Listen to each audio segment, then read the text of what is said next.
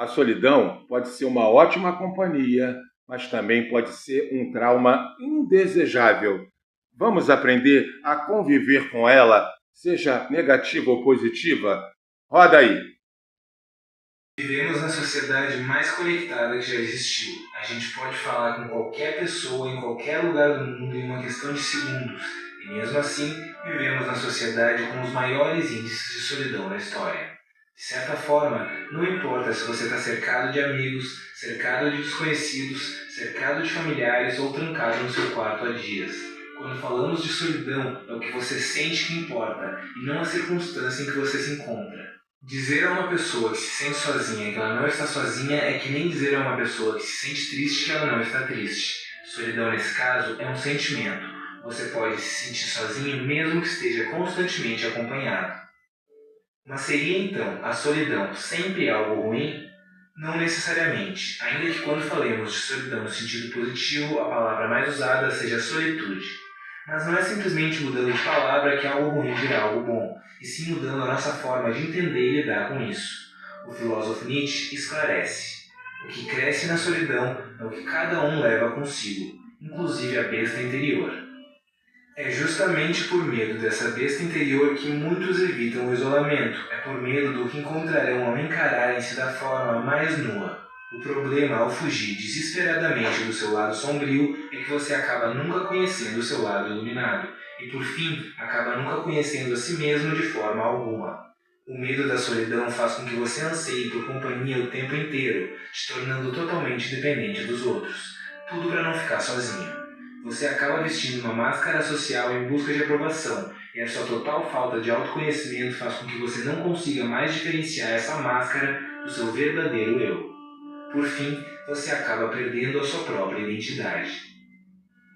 Mas o isolamento exige uma certa cautela. Como disse o escritor francês Honoré de Balzac, a solidão é boa, mas você precisa de alguém para te dizer que a solidão é boa. Em outras palavras, nós precisamos uns dos outros até para entender a própria necessidade de nos afastarmos uns dos outros de vez em quando. Que talvez seja exatamente o que eu estou fazendo nesse vídeo, mas enfim. Quando a solidão se torna crônica, ela é tão danosa à saúde quanto a obesidade, o sedentarismo e o tabagismo. O isolamento prolongado pode levar ao desespero e à degradação da sanidade mental. É só pensar no maior castigo que existe dentro dos presídios, que já é um castigo de isolamento por si só: a solitária. Não há pessoa normal que saia intacta dessa experiência. Mesmo assim, existem casos raros e extremos de pessoas que se isolam voluntariamente por anos, ou até pela vida inteira. A grande questão é por que elas optam por uma vida totalmente solitária. A escritora Joy Pickle tem um insight interessante. Quando você conhecer um ser solitário, não importa o que ele te diga. Não é porque ele gosta de solidão, é porque ele tentou se misturar ao mundo antes e as pessoas continuam a decepcioná-lo. Não se pode colher os benefícios da solitude quando a premissa é uma decepção em relação aos outros, uma desistência completa da sociedade. Abandonar tudo e morar numa casa totalmente sozinho no meio do mato pode parecer tentador às vezes, principalmente naquelas fases da vida em que tudo dá errado, mas dificilmente trará mais do que um alívio momentâneo. Sim, por um lado as pessoas falham, nos decepcionam, mas por outro lado a nossa espécie só prosperou até os dias de hoje graças à habilidade que temos de cooperar uns com os outros. Somos seres sociais por natureza, precisamos de contato humano. Uns mais, outros menos, mas todos nós precisamos. De certa forma, o isolamento é algo que marcha contra os nossos instintos. E talvez por isso Bukowski tenha dito: estar sozinho nunca me pareceu certo. Às vezes me pareceu bom, mas nunca me pareceu certo.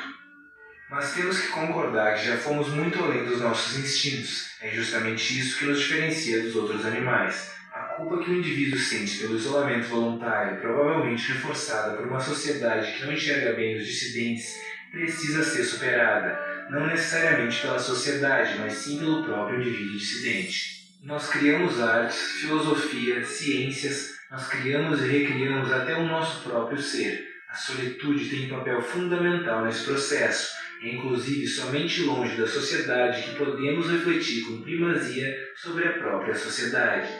Tendo isso em mente, é impossível não fazer a conexão com as últimas palavras de Christopher McCandless retratadas no filme Na Natureza Selvagem depois de abandonar a sociedade e percorrer um longo caminho rumo ao isolamento. Felicidade só é real quando compartilhada.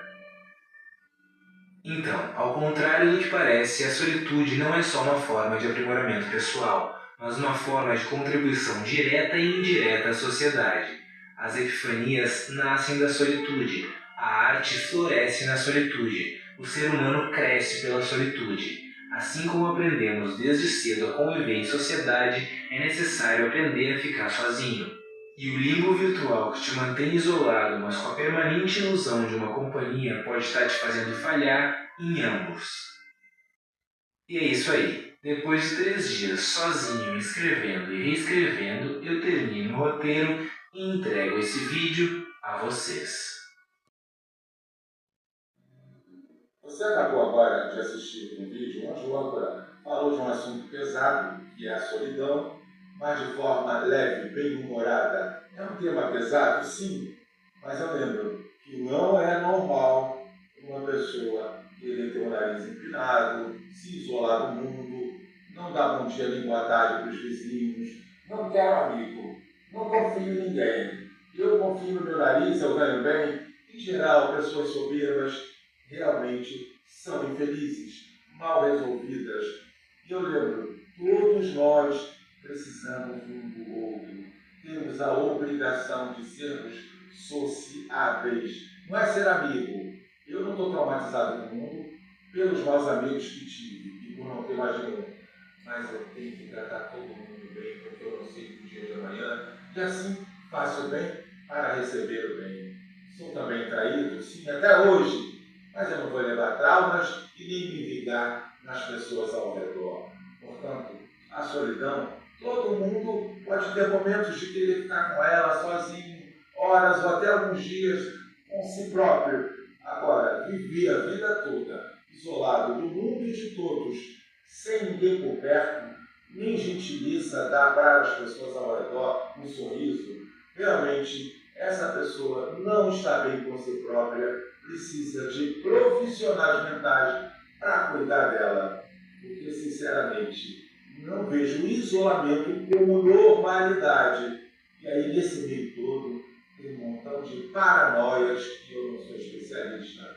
O mau humor, o isolamento que traz a ansiedade junto com depressão. Tudo isso, quando você é egoísta em se isolar do mundo, querer tudo só para você e não dividir com ninguém o seu afeto, o seu amor e carinho que você precisa também receber, e é egoísta na sua solidão, se isolando de todos, realmente você está se autodestruindo. Portanto, solidão jamais, gentileza e acolhimento para sempre é que faz bem. E aí? Deixe o seu comentário gentil. Eu sou o Vinícius, se inscreva se está gostando.